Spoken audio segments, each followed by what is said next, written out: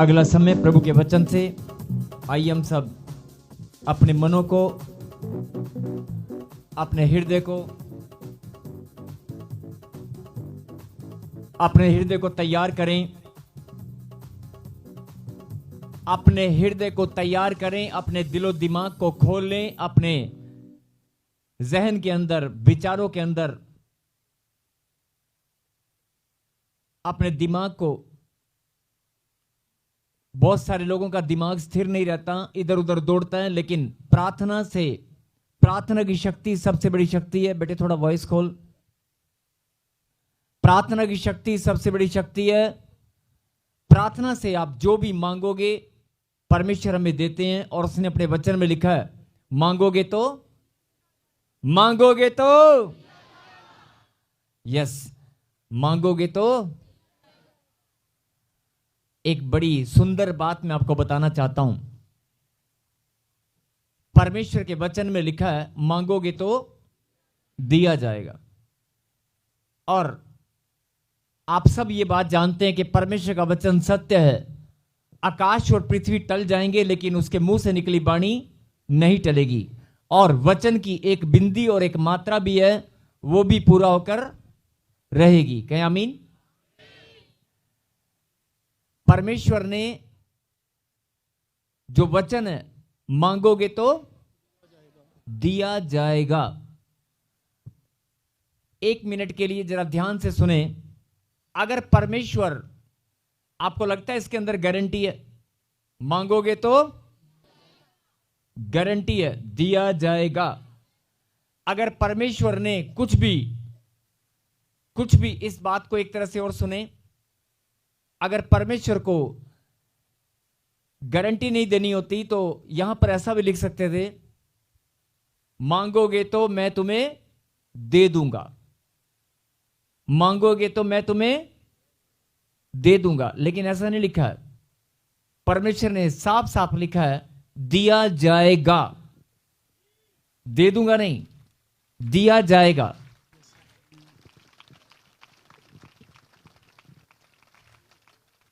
अगर आप इस वचन को जानते हैं तो फिर आपको इस बात पर ईमान रखना होगा कि अगर मैंने मांगा है तो मुझे दिया जाएगा, मुझे मिलेगा। बोलो आमीन। आमीन। आइए हम परमेश्वर के कलाम से, जो परमेश्वर ने वचन की शिक्षा आज हमारे लिए भेजी है, उसे हम ग्रहण करें। और उसे ग्रहण करने से पहले हम प्रार्थना करते हैं कि मेरे पिता, हमारे दिलो दिमाग के ऊपर, हमारे सोचने समझने की शक्ति के ऊपर, हमारे विचारों के ऊपर केवल आपका कब्जा होने पाए। आमीन। जो दुष्ट हमारे दिमाग को भरमाता है या मनों को विचलित करने वाला, मनों को विचलित करने की कोशिश करता है, हमारे ध्यान को भटकाने की कोशिश करता है, उन सारी योजनाओं को हम कैंसिल करते हैं। और मेरे पिता, हम अपने मन को, अपनी आत्मा को, अपने शरीर, देह, प्राण, आत्मा, अपने शरीर की हर एक इंद्रियों को, अपने सोचने समझने की हर एक शक्ति को, हर एक विचारों को आपके हवाले करते हैं। बोलो आमीन। आमीन। ऐसे आप जब प्रार्थना करेंगे तो आपका दिमाग, आपका मन स्थिर होगा, एकाग्र होगा, और आपको बड़ा आनंद आएगा। कई लोगों का मन विचलित होता है, ध्यान कहीं और जा रहा होता है, घर की तरफ, चिंताओं की तरफ नहीं। आपका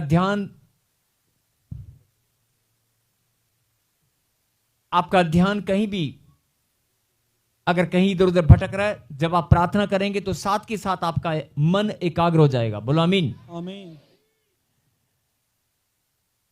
बहुत सारे लोग प्रभु के पास आते हैं। जरा ध्यान से सुनना, आज के वचन में परमेश्वर जो आपको बताना चाहते हैं। बहुत सारे लोग परमेश्वर के नाम को सुनकर विश्वास के साथ और दौड़ कर आते हैं कि अगर मेरी बहन को, मेरे भाई को, मेरे रिश्तेदार को आशीष मिली है तो मुझे भी मिलेगी। बड़े विश्वास के साथ आते हैं। और बहुत सारे लोग जब आते हैं तो उनका विश्वास आधा अधूरा होता है, लेकिन जब वो यहां आते हैं तो उनका विश्वास पूरा बन जाता है। ये भी बहुत सारे लोगों की गवाहियां हैं कि हम आए तो आधा विश्वास लेकर थे और ऐसे भी बहुत सारे लोग बोलते हैं हम आते तो हम, किसी ने बोला था जाकर देख लो, हम तो देखने आए थे लेकिन यहां आकर मन ही बदल गया। ऐसे बहुत सारे लोग गवाही देते हैं कि आए तो हम प्रभु का नाम सुनकर शंका के साथ थे। कई लोग शंका भी बोलते हैं, लेकिन यहां कर पता नहीं क्या होता है।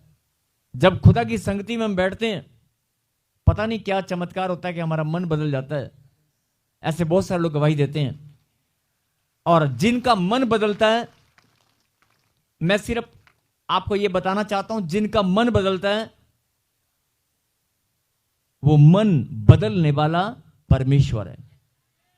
आपके मनों को बदलने वाला परमेश्वर है। इसका मतलब उसका अनुग्रह आपके ऊपर हो चुका है। बोलो आमीन। आमीन। तो जो खुदा के अनुग्रह पाए हुए उसके बच्चे हैं, जो परमेश्वर की महिमा करने के लिए उसके पास आते हैं, जिनको प्रभु ने लाखों की भीड़ में से चुना है, जिन बच्चों से परमेश्वर प्यार करते हैं, जिन अपने बच्चों से, ऐसे बहुत सारे लोग हैं जो अभी परमेश्वर को खोजने पर लगे हैं। बहुत सारे लोग हैं जो प्रभु की महिमा करने के लिए महिमा करना चाहते हैं, लेकिन परमेश्वर को जानते नहीं। वो कहते परमेश्वर मिलेगा तो महिमा करेंगे। वो परमेश्वर को खोजने में लगे हैं, लेकिन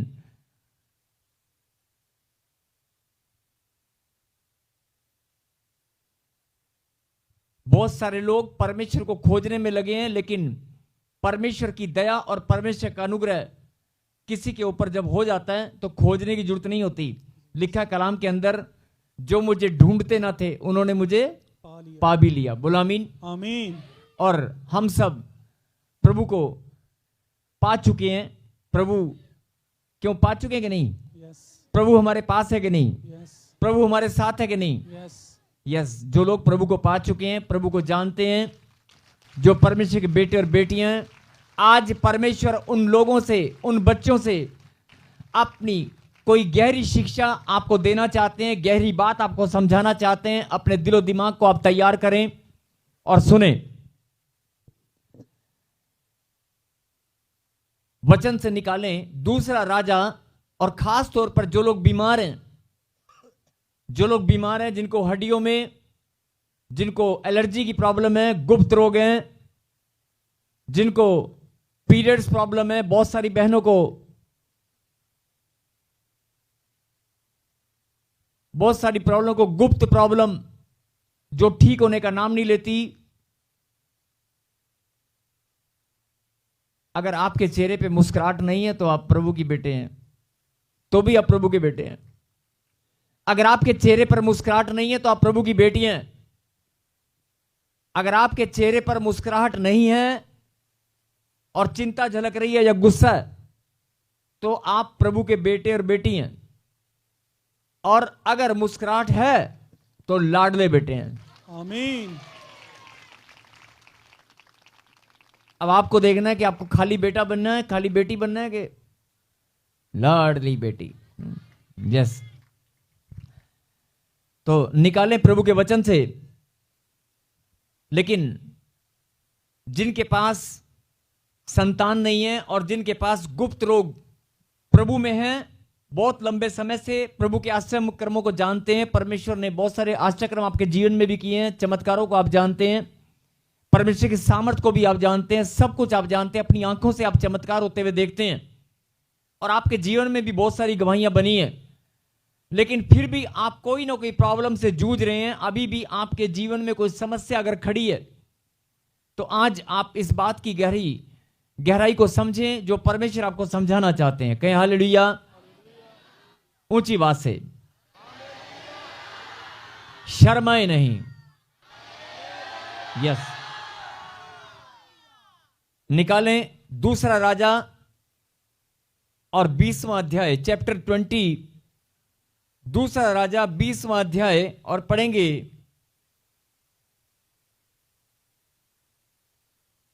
उसकी पहली आयत को, 20 का 1। उन दिनों में हिजकिय्याह ऐसा रोगी हुआ कि मरने पर था, और आमोस के पुत्र यशायाह भविष्यद्वक्ता ने उसके पास जाकर कहा, यहोवा यूं कहता है कि अपने घराने के विषय में जो आज्ञा देनी है वह दे, क्योंकि तू नहीं बचेगा, मर जाएगा। बोल हालेलुया। उन दिनों में हिजकिया, हिजकिया बहुत सारे लोग शायद नहीं जानते होंगे, हिजकिया एक राजा है, यहूदा का राजा हिजकिया ऐसा रोगी हुआ कि मरने पर था। मतलब उसका रोग इतनी चरम सीमा पर चला गया, रोग इतना बढ़ गया, क्या लिखा, मरने पर था। मतलब बीमारी इतनी ज्यादा बढ़ गई, हालत इतनी बदतर हो गई कि क्या लिखा, मरने पर था। उन दिनों में हिजकिया ऐसा रोगी हुआ कि मरने पर था, रोग के कारण। किसके कारण? रोग के कारण। किसके कारण? रोग के कारण मरने पर था। और आमोस के पुत्र यशायाह भविष्यवक्ता ने उसके पास जाकर कहा, यशायाह भविष्यवक्ता ने उसके पास जाकर, बीमार कौन था? बीमार कौन था? बीमारी के कारण मरने पर कौन था? राजा हिजकिय्याह मरने पर था रोग के कारण। यानी रोग बहुत भयंकर रीति से उसके ऊपर हावी हो चुका था। और लिखा, आमोस के पुत्र यशायाह नबी भविष्यवक्ता ने उसके पास जाकर कहा, यहोवा यूं कहता है कि अपने घराने के विषय जो आज्ञा देनी हो वह दे, क्योंकि तू नहीं बचेगा, मर जाएगा। कहने का मतलब क्या हुआ? परमेश्वर ने अपने नबी को कहा कि जा और भविष्यवाणी कर राजा हिजकिय्याह के लिए, और उसको बोल दे कि तेरे पास टाइम बहुत कम है, अपने घराने के विषय में जो आज्ञाएं तूने देनी। राजा था वो राजा था, इसलिए राजा क्या करता है? आज्ञा देता है। तो राजा को कहा कि तूने जो आज्ञा देनी है, जो कोई, जैसे घर में कोई अगर बड़ा बुजुर्ग हो, उसका टाइम जब आ जाता है, उससे पहले बहुत सारे लोग इकट्ठा होते हैं, डॉक्टर जब जवाब देते हैं कि भाई प्रॉपर्टी वगैरह बंटवारा करना है, कोई साइन सून कराने हैं, खाते खुतों में कोई पैसा इधर उधर करना है, कोई हिसाब किताब करना है, कौन सी जमीन, कौन सा मकान, कौन सी दुकान, कौन से बच्चे के नाम करनी है, सारे लोग इकट्ठा हो जाते हैं और मिलजुल कर फैसला करते हैं। तो वो जो बड़ा बुजुर्ग जो मरने पर होता है, वो आज्ञा देता है कि ये दुकान इसको, वो जैसे मिलजुल कर बंटवारा करते हैं। तो ऐसे ही परमेश्वर ने भी नबी भविष्यवक्ता यशायाह के द्वारा भविष्यवाणी उसके लिए किया, और कि अपने घराने के विषय में जो आज्ञा देनी है दे ले, क्योंकि वो राजा था। कि तू राजा है, और राजा का जो घराना है, भाई तुझे जो बांटना है, जो अपना राजपाट किसी को देना है, या जो भी तूने आज्ञा देनी है, धन दौलत, या तूने किसी को लेन देन जो भी करना है, या जो तेरी जिम्मेवारियों से तू मुक्त होना चाहता है, जो भी तू अपनी जिम्मेवारियों को किसी और को देना चाहता है, जो तुझे देना है, जो तुझे करना है, कर ले। साफ साफ लिखा, जो आज्ञा अपने घराने के विषय में देनी है दे, क्योंकि बचेगा नहीं। साफ साफ लिखा, क्योंकि तू नहीं बचेगा, मर जाएगा। तू नहीं बचेगा, मर जाएगा। अब ये दूसरा राजा 20वें अध्याय में आपने बहुत बार पढ़ा होगा, राजा हिजकिय्याह की कहानी को आप सब जानते हैं। लेकिन आज परमेश्वर इस कहानी से, इस सत्य घटना से आपको कुछ समझाना चाहते हैं कि राजा हिजकिय्याह के लिए जब यह भविष्यवाणी हुआ, इतनी खतरनाक भविष्यवाणी कि तू मर ही जाएगा, और भविष्यवाणी किसने किया? यशायाह नबी ने। लेकिन करवाने वाला कौन है? परमेश्वर। परमेश्वर ने भविष्यवक्ता को भेजा कि जा और भविष्यवाणी कर। अगर परमेश्वर भविष्यवाणी स्वयं करें या करवाएं, तो क्या परमेश्वर की भी भविष्यवाणी टल सकती है? नहीं टल सकती। अब भविष्यवाणी को सुनते ही, ये बच्चे किसके कंट्रोल करो जरा उनको, जिनके बच्चे इधर हैं बेटे, उनको वो देखो ध्यान से, उनको चोट ना लग जाए किसी को उधर। वॉलंटियर्स बेटे, मुझे बोलना ना पड़े, आपको खुद देखना है, बच्चों को देखो, किसी को वो चोट ना लग जाए कहीं। हालेलुया।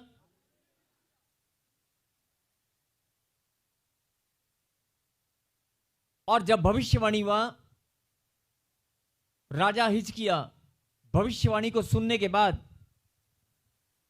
और मरने की भविष्यवाणी, और वो बीमार तो पहले ही था, क्योंकि वो रोग में इतना ज्यादा पीड़ित था कि मरने पर था, पहले ही मरने पे था। इसका मतलब हम सब जानते हैं कि अगर कोई रोग हमारे शरीर में आ जाता है, कोई बीमारी को हम झेलते हैं, तो इसका मतलब कोई गलती, कोई गुनाह, कोई पाप हो सकता है हमसे हुआ हो। लेकिन आप जब उसके लिए भविष्यवाणी हुआ कि तू नहीं बचेगा, मरने वाला है, जो तुझे करना है कर ले, उसके बाद उसने क्या किया, जरा ध्यान दें अगली लाइनों पर, अगले वचन पर जरा ध्यान दें। और 2 पढ़ें।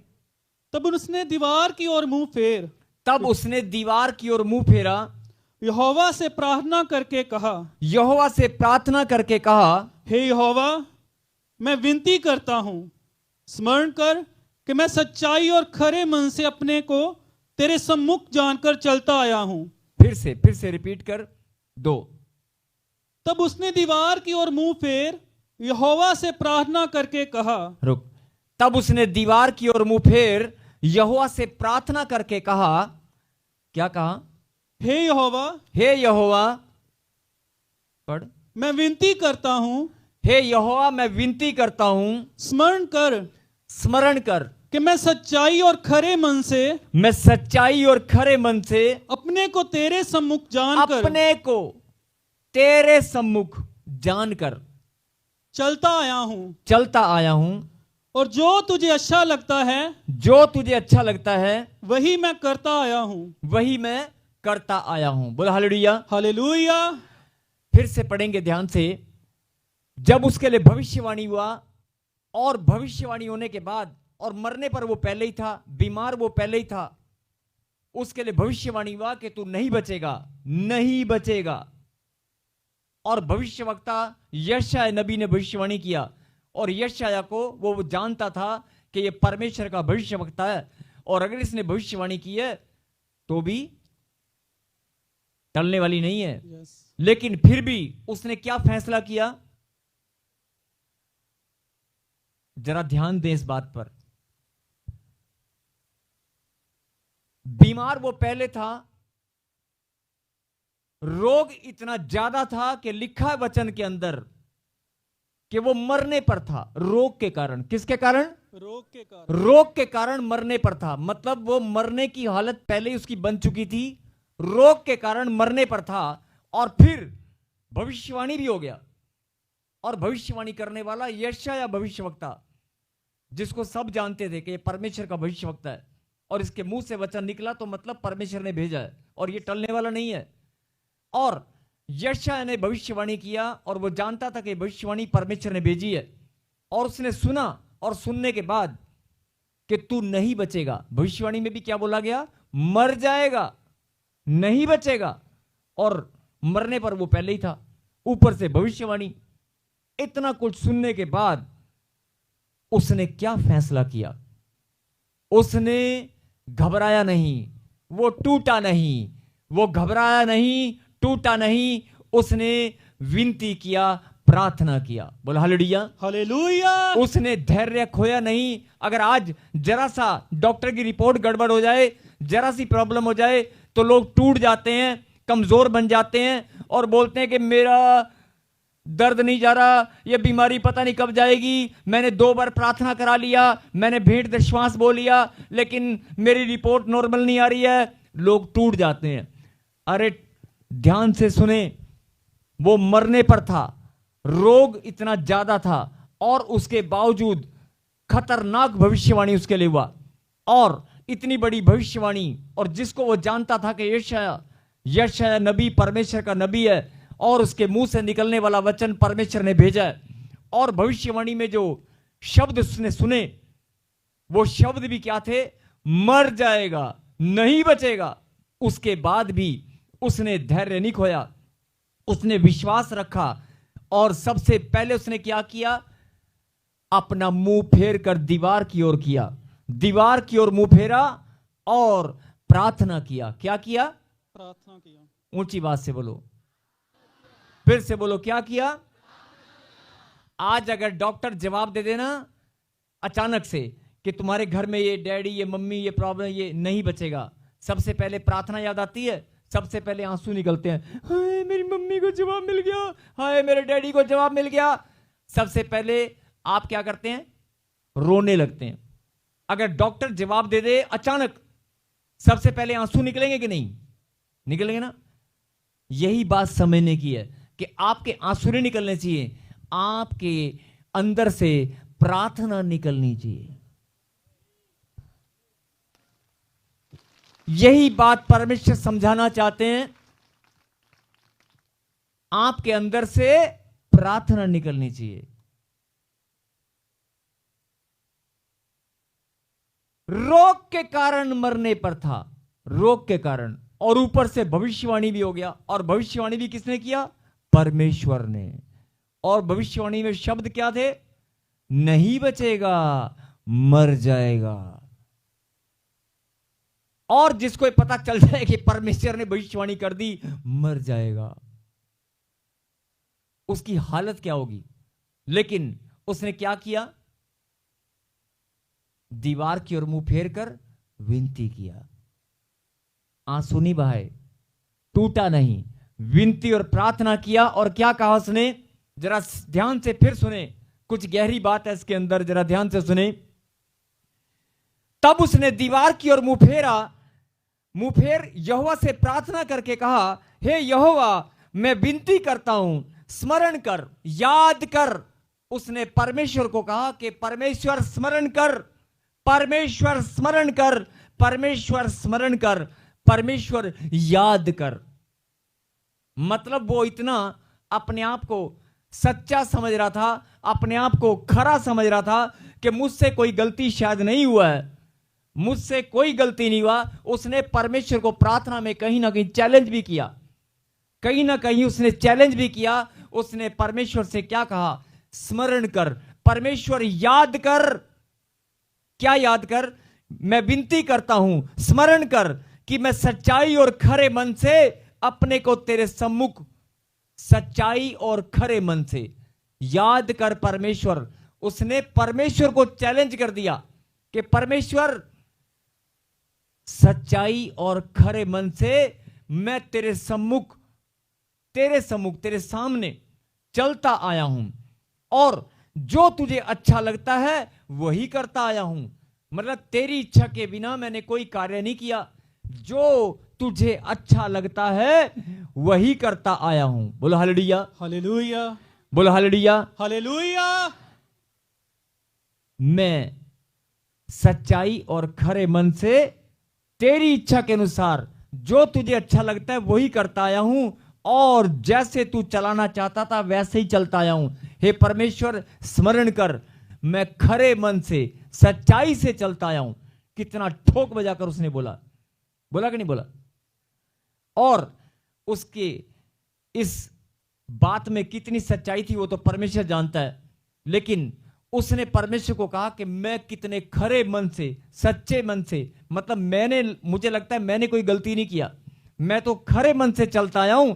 और फिर क्या कहा कि जो तुझे अच्छा लगता है वही मैं करता आया हूं। तब हिचकिया फूट फूट कर रोया। और क्या हुआ?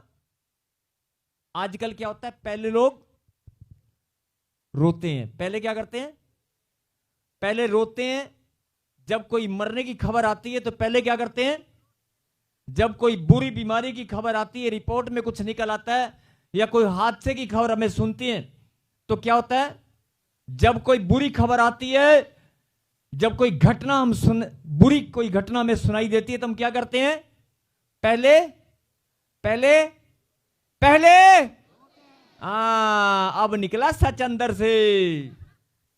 थोड़ी आवाज कर भाई, इसकी थोड़ी आवाज करना थोड़ी सी। पहले पहले ठीक थी, अब ठीक है।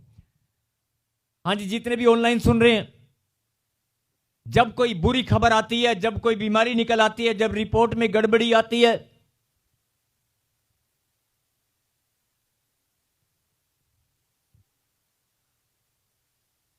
बोले हालेलुया, हालेलुया। एक जोरदार ताली बजाकर धन्यवाद दें।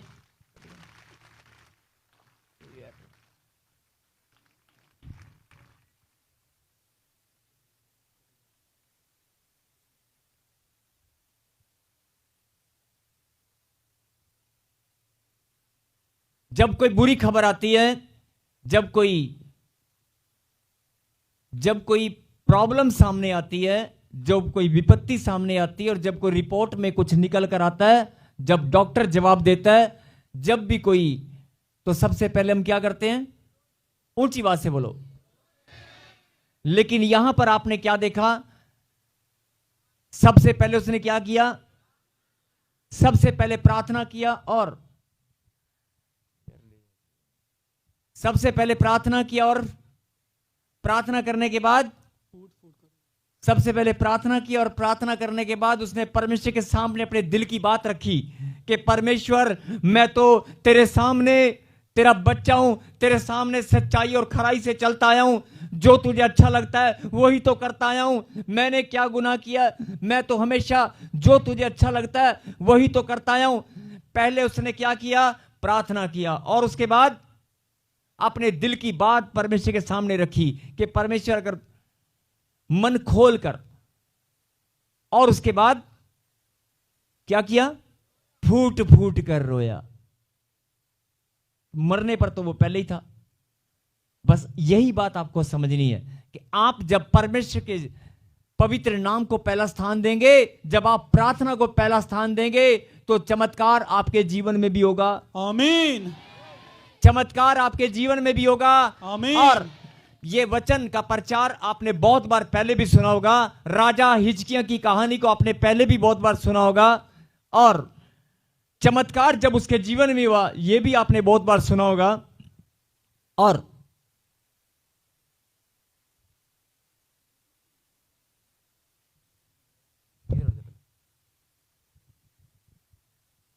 राजा हिजकिय्याह के जीवन में जो चमत्कार आगे पढ़ेंगे,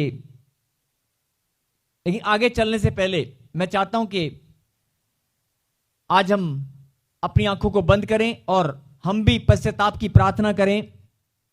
अभी वचन एक जो परमेश्वर आपको बताना चाहते हैं, जो परमेश्वर आपको समझाना चाहते हैं, गहरी बात वो भी बतानी है। लेकिन उस गहरी बात को सुनने से पहले मैं चाहता हूं कि आज सब लोग अपने दिल की बात, जैसे राजा हिजकिय्याह ने अपने दिल की बात, अपने मन की बात परमेश्वर के सामने रखी और पहले प्रार्थना किया, मैं चाहता हूं कि आप भी सब लोग पहले प्रार्थना करें और पश्चाताप करें। जब जब आप रोते आए हैं, जब जब आप प्रॉब्लम जो भी सामना देखकर आप कमजोर बनते आए हैं, उस चीज से पश्चाताप करें। शांत होकर सब लोग प्रार्थना करें, उसके बाद आगे सब वचन को सुनेंगे। प्लीज शांत होकर। सबको जय मसीह की। मैं जतिन बब्बर और आप देख रहे हैं मसीह परिवार चैनल। जैसे कि आप सब जानते हैं कि मैं इस चैनल पे प्रभु के अलग अलग दासों की वीडियोस डालता हूं, तो अगर आपको हमारा चैनल अच्छा लगता है तो आप इस चैनल को ज़्यादा से ज़्यादा सब्सक्राइब जरूर करें, ताकि आप प्रभु के वचन को सुन सके। वीडियोस को ज़्यादा से ज़्यादा शेयर करें, ताकि जिन लोगों तक वचन नहीं पहुंचा उन तक भी वचन पहुंच सके। सबको जय मसीह की। एक बार मैं आपसे दोबारा कहूँगा कि इस चैनल को सब्सक्राइब जरूर करें और वीडियोस को ज़्यादा से ज़्यादा शेयर करें। जय मसीह की।